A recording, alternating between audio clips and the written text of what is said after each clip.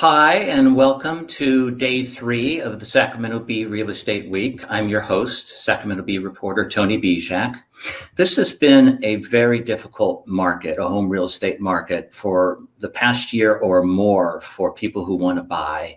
There have been huge price swings upward. There's a lot of competition.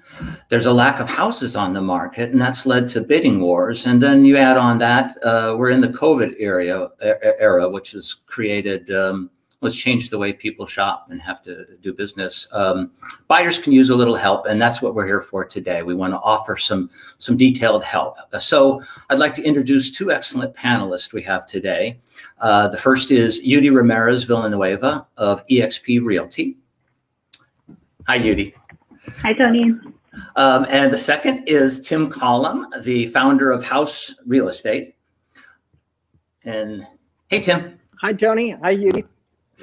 So thank you both for being here. And so what we're going to do, we're going to jump into questions that are right in the weeds, because I want to make this as much maybe a tutorial about what it's like out there to buy a house. What are the smart decisions to make? What are the mistakes you don't want to make? And I'll start with that idea of a mistake. Judy, what's the typical upfront mistake a buyer may make when you first meet them?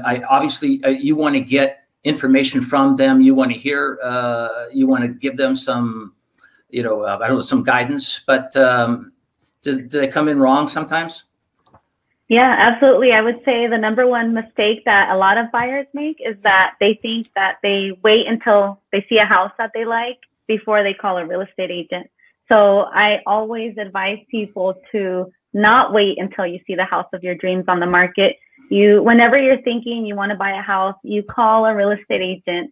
I like to meet my clients for a consultation. In that consultation, I'm going to explain the process step by step. I'm going to tell you what you need to do before we start house hunting. I'm going to show you some numbers to show you what the market's doing. We all hear it's crazy, but we don't know how crazy. So I show statistics, I show graphs. I just want to make sure my clients are well informed as to what's happening in today's market. After that, I'm going to give my buyers a little bit of homework. I'm going to make them, go meet with the loan officer to get their finances in order. And after they've done that, then I'm going to show them a house. But I think a big mistake a lot of people make is that they think they see a house they like, call a real estate agent, and that the real estate agent is just going to go show it to them, because they want to see it. And unfortunately, that's not how it works. Okay, good. We'll talk about getting pre-qualifying for a loan and in just a minute. But I want to ask you, Tim, about how you deal these days with buyers up front. It seems like there's a lot of managing of expectations that you might have to do. Absolutely. I think that's the one thing is like Judy said, really sitting down with someone and clarifying their needs and making sure they understand what the market is actually doing based on, and a lot of the times they hear from their parents, they hear from the media, they hear from all of these different things. And I do think the expectations are a critical part of the process. And these days, there's so many different ways to learn about the housing market, but we don't know if they're all viable. So for me and for my group at House Real Estate, what we do is we make sure we sit down with them to clarify what they're actually looking for. And then as far as the houses that are out there, what the expectation is if you buy in East Sacramento, you buy in the Sierra Oaks area, or you're in Natomas or Elk Grove or some of those other areas, what are each micro market or the market in Sacramento, what are they actually doing? And like Judy said, just going out and looking at a couple properties, not having your financing in order, not knowing exactly what people are looking for and what their expectations are is a big mistake. So for part of the process really is making sure they understand clearly what the market is actually doing on a week-by-week basis. Speaking of what it's doing, I wrote stories in spring about bidding wars where there would be, the extreme examples were maybe 30 offers on a house. Now that's extreme. I heard that it was common though that you could have 5 or 10 offers on a house. So what do you, what's it looking like now? Are we still at that level of sort of bidding battles? Has it eased off some? And what do you do with how do you succeed in a bidding battle? Oh, yeah, you can go ahead. Okay, so basically right now the way the market is we're still having multiple offers. I've been hearing and seeing that it's slowing down a little bit, but really what that has translated into is that maybe a house isn't going to have, 20, 30 offers, but it is still going to get 5 or 10 if it's priced right. And so I definitely don't want buyers to think that you're the only buyer right now, because there's still a lot of competition. And I believe that as long as the interest rates stay low, we're going to continue to have a lot of demand for housing. And so I think it's important that buyers realize that, they're not the only ones. You want to make a good offer when you start looking at properties and you start making offers. But you want to talk about extreme circumstances. There was a property in Citrus Heights that had 100-something offers on it at some point. And I'm not seeing that as much anymore, thank God, because that's so hard for my first-time home buyers. It's hard for anyone who's not buying cash, but it is still a multiple offer situation. I mean, it's not uncommon to find that on properties that are priced well. So I like to tell buyers to make their best offer up front. Don't wait to want to increase it down the road, because you may not get a second chance. So it's important that you do come qualified and pre-approved when you want to go see this house, and that you make the very best offer that you can right off the bat. I think I heard about that that house that got the 100 offers. And Tim, I think it wasn't that one. Was that a case of somebody trying to play the game a little bit, and because that's so unusual, right? I think, Tony, I think it was the number of offers that there were. And to tell you the truth, I believe that the agent really put it on the market, left the phone for 2 days and said, submit all offers on this date. And no one really knew. But in hindsight, it only went for, I think, $150,000 over the asking price. It wasn't, and I say only, but that's because also we've seen $250,000 over the asking in some of these areas in the East Sacramento area and also Sierra Oaks area during that frantic time. So 3 to 4 months ago, a market that was so frantic and it was almost ballistic. And all of these people had this fear of missing out. And I think what Judy touched on is that the market's a little bit more normalized, I would say. But there's still, if it's a great property, then what we're finding is that there's multiple offers on great properties. And if they're priced right, your house is worth what someone's willing to pay. But you won't see the scope of 50 or 60 or 70 offers that we're dealing with. We just don't see that. The Bay Area is also seeing the same pattern, that there's 3 to 5 good offers on really special houses, and that's a very it's an aggressive market, but it wasn't what we saw 4 months ago, which to us was ballistic. I mean, I think, and yeah, everyone used that one property as this barometer, and I do think that for it to, and I say only because we've seen it in other areas where houses have gone 2 to 250 over the asking price, and there's been upwards of 8 to 10 offers, but they just understand where they need to go. So just depending on the markets and what happens, we're seeing almost every case of a scenario that it's almost unbelievable, to tell you the truth. Like if you told us 6 months ago what was happening, we would say, Judy and I would say, there's no way that this is going to happen. Yeah. Well, let's talk a little strategy though. So when you find yourself in that sort of situation, so some statistics that have I've seen recently. Ryan Lundquist with the Sacramento appraisal blog.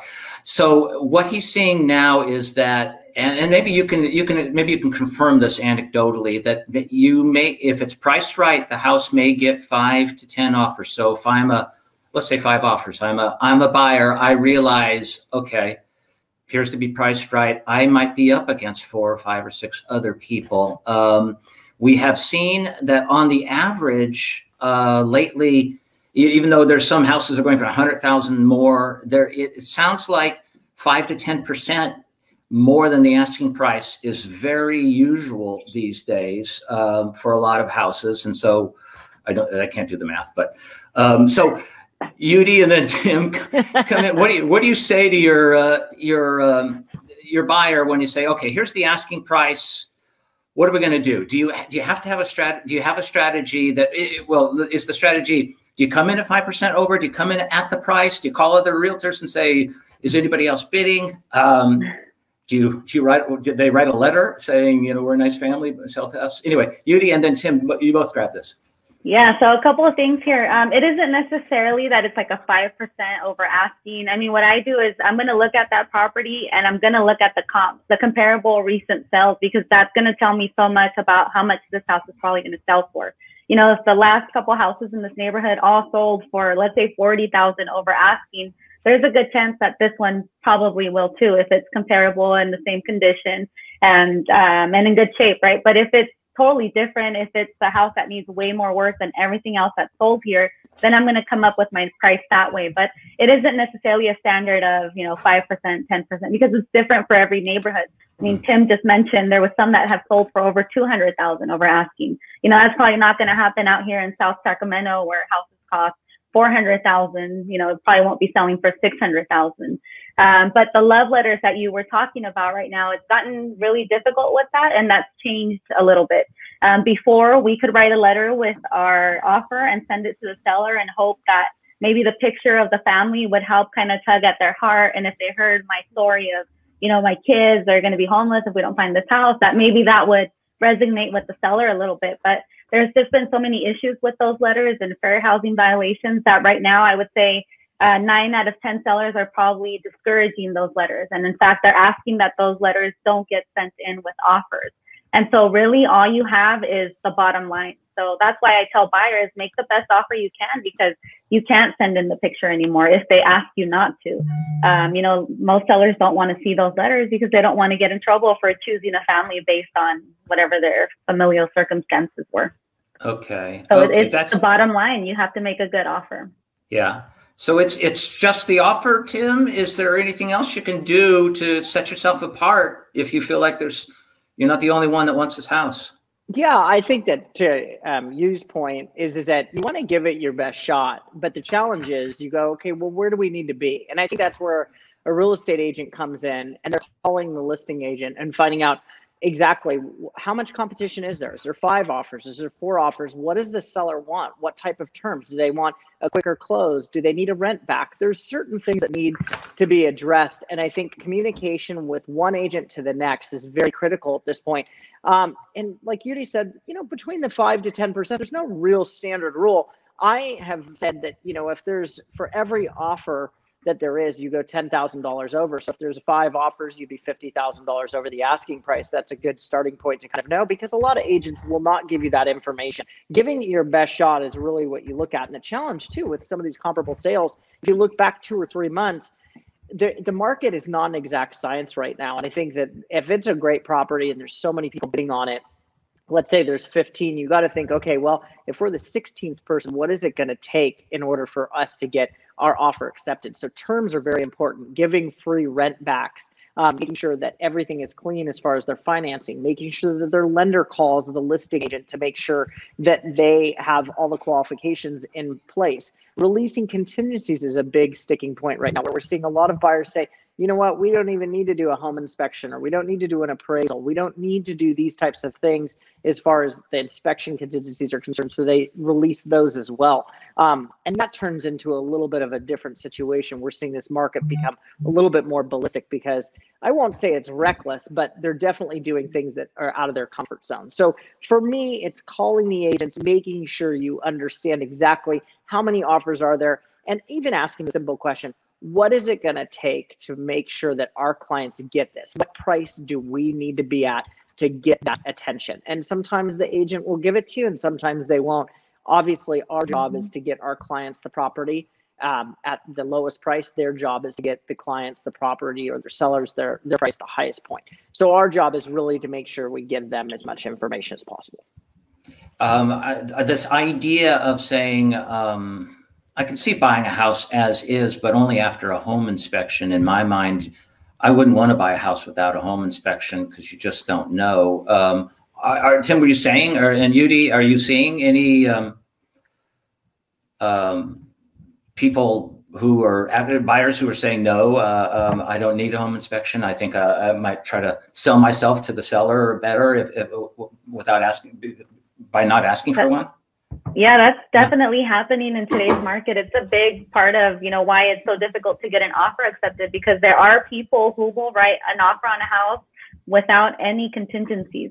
That means no protections in place. That means they don't want to do a home inspection. They don't need to do an appraisal, and they're ready to buy this house regardless of what they discover, down the road.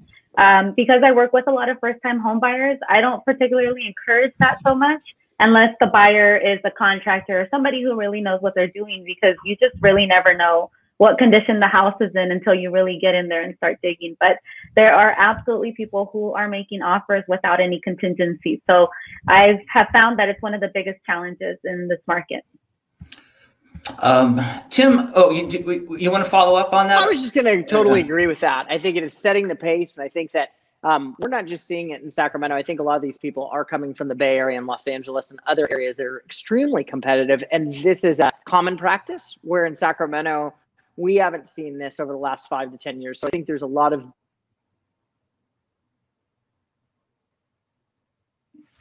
Tim, if you can't hear me, if you can hear me, your audio went off.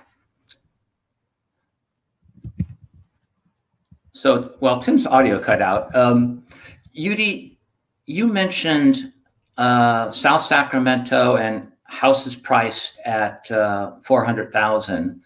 What we've seen in our market just in the last few weeks, the median price of house sales went up, up, up. Regionally, it hit about $500,000. That's the median. That's half sales or more. Half sales are half of this houses sold were sold for less. That started to drop though in July, and nominally, and it apparently is dropping a little bit more in August. So the price may have hit its peak for the year. I'm wondering, maybe I've got two questions going here. One is that does that create a little bit more of a buyer's market? But let's go back to that $400,000 house. A reader sent us an email saying, can I find a $400,000 house? Is it worth buying? Where are they? Tell us what you see out there, and where do you find that house? And yeah, there are absolutely $400,000 homes. I mean, South Sacramento is a huge neighborhood where you can find $400,000 homes. They also exist in Elk Grove. They may be condos or half plexes, which is half of a duplex, but they are absolutely available. They will be super competitive. I tell people anything really under $450,000, which is prime for like my first time home buyers, is going to have a lot of competition. And especially if it's in good shape, if it's been remodeled, updated, it's going to have a lot of competition. But there are homes in the $400,000 price range. I mean, they even exist, to be honest with you, under $200,000, but they are condos or townhomes. South Sacramento, different parts of town. North Sacramento also has $400,000 homes. Usually you can find them remodeled, updated, beautiful homes, but they are going to be competitive. All right. So, Tim, can you hear us? I can. Can you guys see me and hear me? Okay. Yeah, we're good. Okay, so, perfect. Sorry about the technical difficulties. I think that was on our end. But anyway, go ahead. I agree with you that there are houses out there for $400,000. They're much more competitive in that price range as well. And depending on the different areas, I think there's a lot of different opportunities that are out there that are in that price range. We showed a property last week in Grass Valley for $100,000. And so there's definitely houses that are out there. But obviously 4 or 5 years ago, was it easier to find a $400,000 house? Absolutely. So I think that what we're finding right now is that, again, you talked a little bit, Tony, about how the market hit this peak. And I think that it depends on the neighborhood. I think Sacramento always goes off of the price per square foot and the median price range, where I think if you go neighborhood by neighborhood, you'd find some interesting facts in there. And I think that ultimately the housing market is extremely strong. And I think that in that $400,000 range, you'll find that it's extremely competitive as well. Yeah, good. I think you just brought up a good point, is that whereas we saw the median slightly in the last few, average in Sacramento remained about the same. So if you think about what that means, it's that maybe more people were buying in July and August, moving to buying slightly smaller houses. So Tim, you had mentioned something about maybe regional or community-based differences. So one area of town, you can see prices maybe going down, whereas in another area, they work independently, right? Yeah, I think that there's trends. I think that the foothills have been extremely hot. I mean, if you look at some of the foothill regions and you see at El Dorado Hills and you look at some of the at Folsom and other areas, those areas have been extremely hot and very competitive. And I think, again, every area in Sacramento, and let's talk about even California, has gone up in the last 2 years. And what we've seen is that, yeah, maybe there's a slight tick of going down a tiny bit, but that's really seasonal. That's typical of these months. Like, these are typically not your hottest months in real estate. Your April, May months are obviously there, and August can be a slower month. It's very similar to a December time. So I'm not too concerned, and I think, no offense, but the press is always looking for some kind of downturn or some kind of real slight tiny signal. But I do think that each neighborhood is like it's like a city within a city, and you have to look at all of those. And I do think that some of these other areas have outperformed other areas. And then the more business that there is, like, remember, there's been such a lack of inventory that now as listings come available and more sales happen, then the averages are going to start to go down a little bit. And that's just natural. But what we're seeing is in the last few months, I would not use the last 4 months as your indicator. I would use, obviously what's typical over the last couple of years. And I shouldn't even say that because of the pandemic. But overall, what you'll see is that August is typically a little bit slower. And in June, July, they record those numbers, and that's what happens. But again, everyone's kind of looking for some different headlines. And what we found is that, like Ryan Lundquist will say, you're going 100 miles an hour and you might slow down to 90, but you're still going fast. That's the key. Okay. So Yudi, that what Tim was saying brings up the question. A reader had asked us, should I wait until December to buy? And I think what the reader may have several thoughts in mind. One is that if prices are just ticking downward, should that person wait to see if prices drop more? Should that person wait out? Should people wait out COVID? Is there less competition among buyers for houses in December, or are there fewer houses for sale? So therefore, competition still the same. All right, you can't prognosticate, but I don't know. What do you think about the rest of this year in terms of prices and good times to buy? Yeah, I mean, unfortunately, none of us have a crystal ball, to predict what's going to happen in the future. What I can tell you is that because the rates are so good right now, I mean, they've been really good since the start of the pandemic. We have interest rates in the low 2%. They haven't been like this ever. And so it's important to be able to take advantage of that. If you qualify to buy a house right now, if you're ready and you have the money, let's say you're paying rent to someone, you're making someone's mortgage payment. So in my opinion, it's smart to invest in yourself. And there's also a cost of waiting. If you can get a house right now, I had a loan officer of mine give me an example of, what if I buy a house right now at $400,000? What happens if the prices drop, let's say in December, whenever, and now the same house is going to be worth $350,000, but the rates go up. Your payment's actually going to be higher if you wait. And so there isn't a benefit to waiting in the long run, for prices to drop. Right now, you can get a good rate, and we see them, we lock them in. We see people buying houses under 3%. And so it's a really good time to buy if you're going to finance the purchase. If you're not going to borrow money from the bank to make your purchase and you have your cash in hand, I guess you can wait. I mean, make money on that money that you have in the bank. But in my opinion, if you're borrowing money from a lender, it's a great time to do it right now, just because of how low the rates are. Well, Tim, speaking of the mortgage rates, kind of educate us, and you can jump in on this too, is like, when you say pre-qualify for a loan, excuse my ignorance, but explain to me what that means. If I'm going to buy a house and my realtor wants me to pre-qualify for a loan, what are the 1, 2, 3 steps I do to do that? And then when I do that, is that when I find out how much of a house I can afford? Yeah, that's a really good question. I think that's one of the best questions, Tony. I think the first thing is really, number one, is when you meet with a real estate agent, they are going to ask you if you met with someone as far as a financial expert. And that person will be able to define your credit, your income, and really look at what is the right fit for you. And what you have to be careful of is sometimes lenders will tell you, oh, this is your max and don't worry, you can go up to this. And that's where in 2007, 2008, we really saw people get in over their heads. So you really want to find out what your monthly payment is yourself as far as your budget is concerned.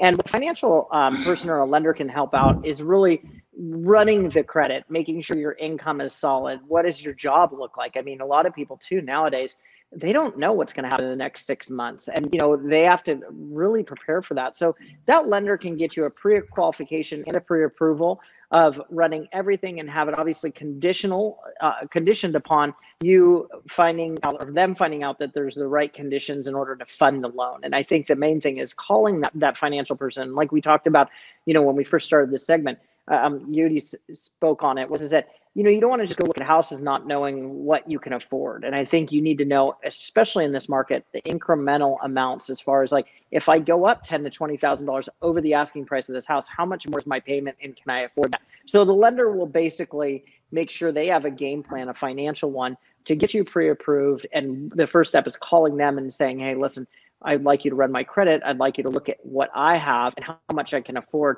down to the penny. And that way you have an idea and really get specific. And then you'll know, and interview 2 to 3 lenders. I think that's important because a lot of them lead with, I can get you the best rates and there's some hidden costs and this is a big bank versus a small bank, all of those things. And I know, Friday, that you have a lender on, and I think that it's important as a first-time home buyer to really know your numbers and not only just know them from the lender, but know what you can afford as well. And when they give you that pre-approval, be prepared to submit that to a listing agent when you make an offer and have that lender give that listing agent a call verifying, is it 20% down? Is it 30% down? Is there any hiccups or anything like that? But the 1, 2, 3 steps really are: meet with a realtor, then the realtor will tell you to meet with a lender. And you could go either lender or realtor first, but I think that getting to know what you're looking for in the different neighborhoods is important. And obviously sitting down before you even see properties is important. But I think the main thing is making sure the lender gives you the number that you are comfortable with. And then they can do that based on running everything as far as your income, credit, and also what your overall job looks like in the next 6 months to 2 years. This is interesting stuff. Yudi, if I go to a mortgage, first off, I think I want to go to 2 or 3 mortgage brokers, because one of my fears will be, I'd like to triangulate what they're telling me, and that gives me a better sense of what kind of financial situation I'm getting myself into. But will a mortgage broker keep me from getting myself into trouble? You know, we know that didn't happen in the run up to the Great Recession, when people were getting into loans that they couldn't afford. But right now, how am I going to know? Or is a mortgage broker going to say, yeah, this is the most you can afford? Or is there some firewall there to keep me from getting in trouble? And is there some number? I don't know whether you guys deal in this, but is there 30% of my gross or net income per month is what I should be spending on my mortgage? What do you think, Yudi? Yeah, so a good loan officer is definitely going to tell you what the maximum that you can spend a month on your housing is. But that doesn't necessarily mean that that's what you're going to be willing to pay every month for a house. So that's why I want people to meet with the loan officer first, or a mortgage broker. They're going to ask you, what do you want to spend a month on your house, right? Because if I make $5,000 and I qualify for a loan that's going to give me a $2,500 payment, that doesn't mean I want to spend half of my paycheck on my mortgage. Maybe I only want to spend $2,000 a month. And so when you meet with the loan officer and you come up with that middle point, whatever you're comfortable with, they're going to put that in writing, and they're going to put it on a letter to say, hey, this is the maximum. This is the type of financing this person's going to be obtaining. And that tells me as a real estate agent what kind of houses I can show you, right? Because if let's say you're a VA buyer, FHA buyer, the house has to be in a certain condition for you to be able to purchase it. You can't just go buy necessarily a fixer-upper and, have financing for it. So it's so important. It's so crucial. And just because of everything that happened, back in the day when there was all this irresponsible lending, the lender is going to make sure, they're going to verify that all the documentation that you're providing them with is good, that your tax returns, match what you said you make every year, that your pay stubs, are showing the true picture of how much you're making every month. Just a heads up too, that we're going to want to see bank statements. A lot of people are like, wait, why do I have to show my bank statements? And you not only have to show that to the lender, but you show it to us as real estate agents, because when we make offers on your behalf, we want to show the seller that you actually have the money in the bank and that you're ready to make this purchase that you're saying you're going to make. So it's important, it's crucial. And I think lending right now is so much more responsible because it does have all those safe havens in place where they're not going to let you borrow more than what you make. And they're going to make sure of that upfront. And so you can feel a little more confident when you're house hunting, knowing that you really can afford this property that you're hoping to buy. Okay. So we've hit the half-hour mark, but I want to keep going, if you all don't mind. So, Tim, with COVID, it's changed some of the marketing that real estate realtors do. It's changed the process for looking at houses. Now do we shop for houses online and with videos? When do we go into the house? Yeah. So I met with a couple yesterday.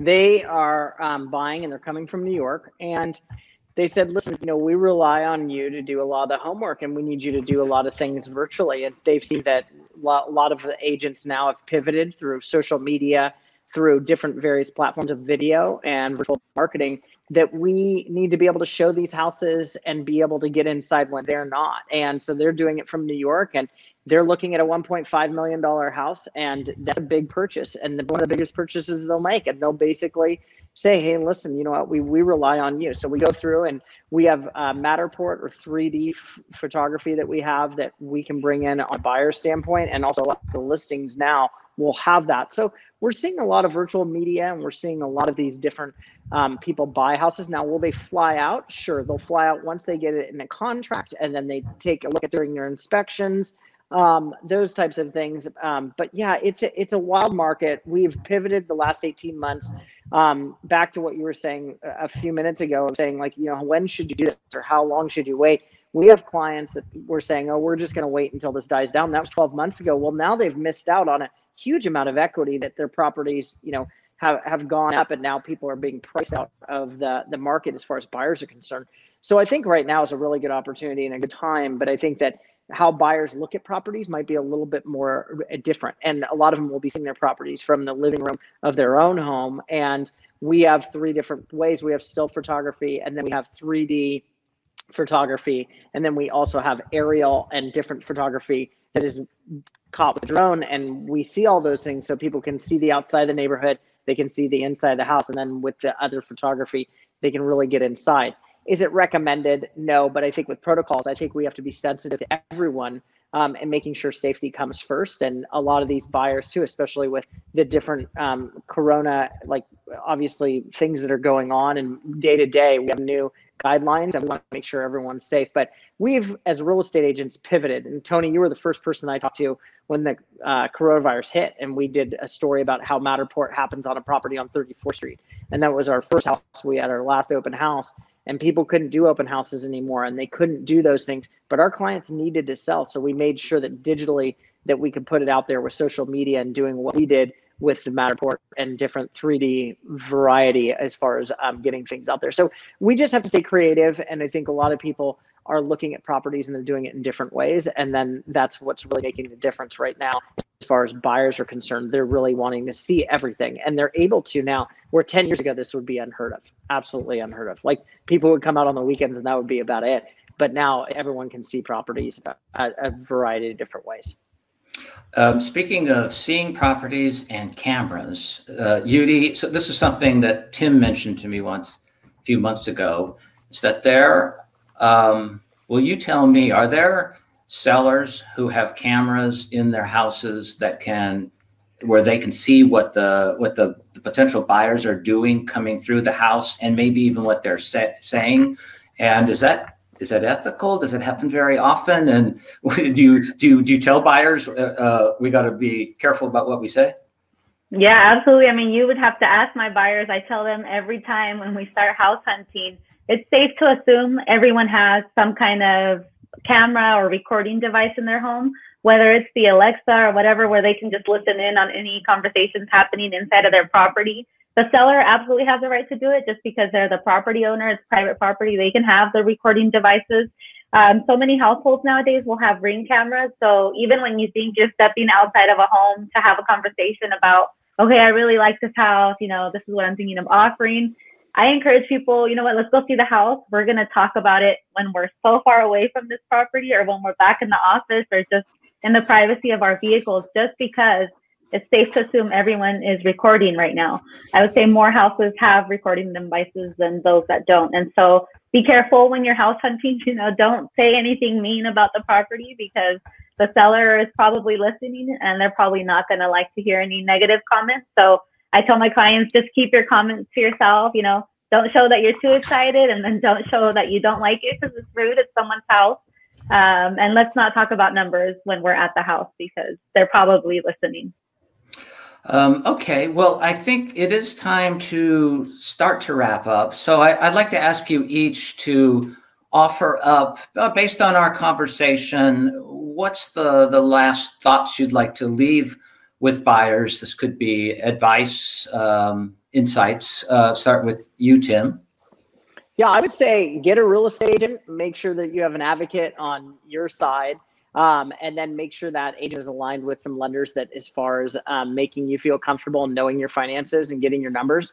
And obviously, as far as buyers are concerned, doing your homework, and not just by looking at Zillow and looking at the media and looking at the headlines, but really talking to a real estate agent that understands and knows every market within what you're looking at, and looking at different options, and making sure that they line up your expectations of what to expect during this wild market. Because really, this is something we've never seen over the last 18 months. It's been where everyone's hitting these record numbers and things are going for ballistic prices. And obviously, at some point in the next 6 months to 3 years, 4 years, there might be some changes. So for us, I think it's a really good opportunity based on the interest rates that you can get into a great property. But at the same time, you want to be a tiny bit cautious. You definitely want to dip your toe in the water before you jump in right now. But at the same time, I think that making sure you have good professionals and making sure that you do your homework and doing all the right things as far as your due diligence will help you succeed in the end, finding the right property for you. You mentioned Zillow, and Zillow is a great real estate data company, but I think people, how accurate are they when you look up what the value of your house is? Because I think a lot of people, that's the first access that people, easiest access people have to an estimate of the value of their house. So maybe this is a little bit more of a question for sellers than buyers, but dealing with your clients, do you have to like de-Zillowfy them or something? I mean, I just tell people that I've gotten calls on properties that have sold months ago. And 9 out of 10 times it's because they found it on Zillow. So while it's a great website full of a lot of information, good demographical information, it does have good info. It's not the most up to date, in my opinion. As a real estate professional, I do have, some of the competitors' apps because of their map features that are really good for locating houses. But I don't know that I'd have Zillow on the top of my list. Just an honest opinion. Okay. And also, okay, so you need your last bit of advice to buyers. Yeah, I would say hire a real estate professional. I think a lot of people don't realize that you don't usually pay us. We get paid through the seller of the house you're going to buy. And so it doesn't cost you anything as a buyer to have someone representing you and, fighting on your behalf. The real estate professional is going to help you navigate this market because it is complicated. So whether you're buying resale or brand new construction, you can have a real estate agent on your side who will be advocating for you. And so it's totally worth your time. I want you to start, with me as a real estate agent first, because I'd hate to see you miss out on the house of your dreams if you saw a property that just got listed that met all your criteria, but you weren't ready to buy it. And so if you're thinking about buying a house, consult your real estate agent before you actually start looking. It's in your best interest to do so, especially if you're making someone else's mortgage payment by paying rent. You never know if you could buy unless you try. So definitely reach out to someone. Don't be intimidated, and good luck. All right. Well, okay. That's it for day 3. Thank you, Yudi. Thank you, Tim. I appreciate the conversation.